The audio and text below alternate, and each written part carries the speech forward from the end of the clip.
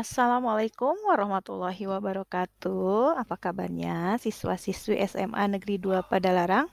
Semoga sehat selalu dan bahagia selalu.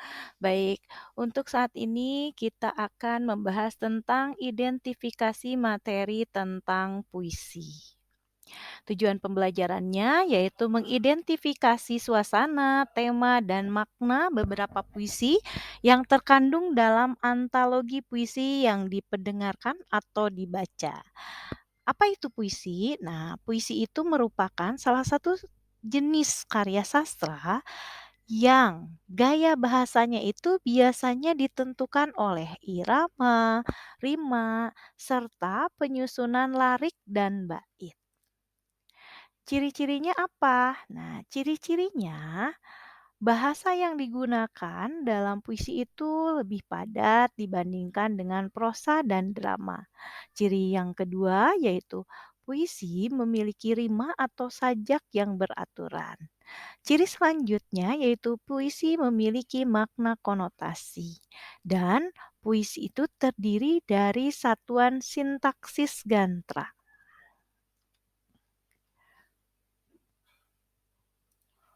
Unsur-unsur dalam puisi. Unsurnya itu ada dua ya, ada struktur fisik puisi dan juga struktur batin puisi.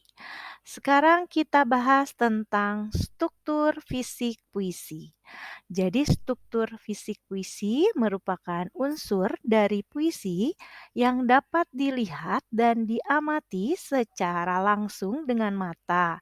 Nah, struktur fisik puisi itu terdiri dari apa? Nah, yang pertama adalah ada yang namanya tipografi atau bentuk format puisi. Nah, tipografi ini berpengaruh terhadap pemaknaan dari isi puisi. Struktur fisik selanjutnya yaitu ada diksi. Diksi itu merupakan pemilihan kata yang digunakan oleh penyair dalam puisinya yang dimaksudkan untuk mendapatkan efek sesuai dengan keinginan penyair tersebut. Struktur selanjutnya yaitu ada imaji atau citraan. Jadi imaji itu ada tiga yang terdiri dari ada imaji penglihatan atau visual, imaji pendengaran atau suara auditif, dan imaji sentuh atau perabaan atau tahtil. Selanjutnya ada majas. Nah, majas merupakan pemakaian bahasa dengan melukiskan sesuatu dengan konotasi khusus sehingga arti sebuah kata dalam memiliki banyak makna. Struktur fisik puisi berselanjutnya yaitu ada kata konkret. Apa itu kata konkret? Jadi kata konkret itu merupakan kata yang mengacu atau merujuk kepada suatu benda atau hal yang berwujud dapat diraba, dilihat, didengar, dan dicium. Jadi kata konkret itu dalam puisi biasanya merangsang imaji pembaca dan berkaitan dengan lambang atau kiasannya. Berikutnya, struktur fisik puisi itu ada yang namanya rima atau irama. Rima atau irama itu merupakan persamaan bunyi yang digunakan oleh penyair dalam puisinya dari awal hingga akhir puisi. Selanjutnya, yaitu ada struktur batin puisi. Nah, struktur batin puisi ini adalah merupakan unsur pembangun puisi yang tidak terlihat. Terdiri dari beberapa hal. Yang pertama ada tema atau makna atau sensi. Tema atau makna dalam puisi berkaitan dengan hubungan tanda dengan makna. Oleh karena itu, baik kata, baris, bait maupun bentuk sebuah puisi itu memiliki makna tertentu yang ingin disampaikan oleh penyairnya. Struktur batin kedua yaitu ada nada atau tune. Nah, nada itu merupakan sikap penyair terhadap para pembacanya yang berkaitan dengan tema dan rasa. Selanjutnya ada rasa atau feeling. Nah, rasa merupakan sikap penyair terhadap pokok permasalahan dalam puisinya. Rasa biasanya dipengaruhi latar belakang sosial dan psikologi penyair. Struktur batin puisi selanjutnya ada amanat atau tujuan atau intention. Amanat atau tujuan itu merupakan pesan yang ingin disampaikan oleh penyair dalam puisinya kepada para pembacanya. Itu struktur batin puisi. Selanjutnya adalah jenis-jenis puisi. Ada apa saja di jenis puisi? Nah, jenis puisi itu ada puisi lama. Puisi lama itu terdiri dari mantra. Nah, mantra itu merupakan ucapan kata-kata yang dipercaya dapat mendatangkan kekuatan magis yang biasanya diucapkan pada acara tertentu. Misalnya, mantra yang diucapkan untuk menolak maupun untuk mendatangkan hujan. Selanjutnya ada pantun. Nah, pantun itu berupa puisi lama yang terdiri dari 4 lirik dengan rima berakhir ABAB. Kemudian pantun juga biasa disebut sebagai bahasa sindiran. Nah, pantun itu kan ada pantun anak, pantun teka-teki, pantun orang tua, pantun remaja, dan juga pantun lainnya. Selanjutnya ada seloka. Nah, seloka itu merupakan pantun berkaitan yang berasal dari Melayu klasik. Nah, seloka itu biasanya isinya mengenai pepatah. Selanjutnya ada puisi lama yaitu yang namanya gurindam. Jadi gurindam itu merupakan puisi yang terdiri dari 2 bait yang tiap baitnya itu terdiri dari 2 baris kalimat dengan rima yang sama ya. Jadi gurindam ini biasanya mengandung amanat atau nasihat. Selanjutnya yaitu ada Karmina. Nah, Karmina itu merupakan puisi lama yang berbentuk seperti prosa dan lebih pendek dari pantun. Nah, Karmina itu disebut juga sebagai pantun kilat karena bentuknya itu sangat pendek. Selanjutnya ada Talibun. Nah, Talibun itu merupakan puisi lama yang berupa pantun yang memiliki lebih dari 4 baris dengan rima ABC, ABC. Selanjutnya ada syair. Nah, syair merupakan puisi lama yang terdiri dari 4 baris berakhiran serupa. Jadi, syair itu biasanya mengisahkan sebuah cerita yang di dalamnya terkandung amanat dari penyairnya.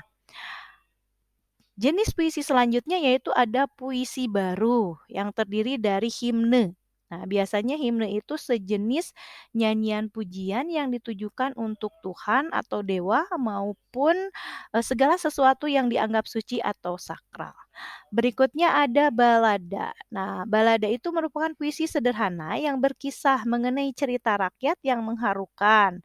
Nah, balada biasanya berbentuk dialog atau disajikan dalam bentuk nyanyian. Selanjutnya ada ode. Ode itu merupakan puisi yang larik mengenai sanjungan terhadap orang yang berjasa. Nah, biasanya ode itu dibaca dalam nada yang agung dan memiliki tema yang serius. Ya, biasanya ditujukan kepada orang tua, pahlawan, dan juga tokoh-tokoh besar. Berikutnya ada puisi baru yang namanya romansa. Nah, romansa itu merupakan puisi cerita yang mengungkapkan luapan perasaan cinta kasih. Jadi puisi romansa ini menimbulkan efek romantis saat dibacanya. Berikutnya ada epigram. Epigram ini merupakan puisi mengenai ajaran dan tuntunan dalam menjalani hidup. Nah, di epigram ini memiliki arti unsur pengajaran, ada nasihat, menuntun ke arah kebenaran yang dijadikan pedoman hidup. Selanjutnya ada elegi. Elegi itu merupakan syair atau nyanyian berupa ratapan dan ungkapan duka cita. Ini biasanya terutama pada peristiwa kematian. Selanjutnya ada satir. Nah, satir itu merupakan puisi bergaya bahasa sindiran atau kritik yang disampaikan dalam bentuk sarkasme, ironi, atau parodi.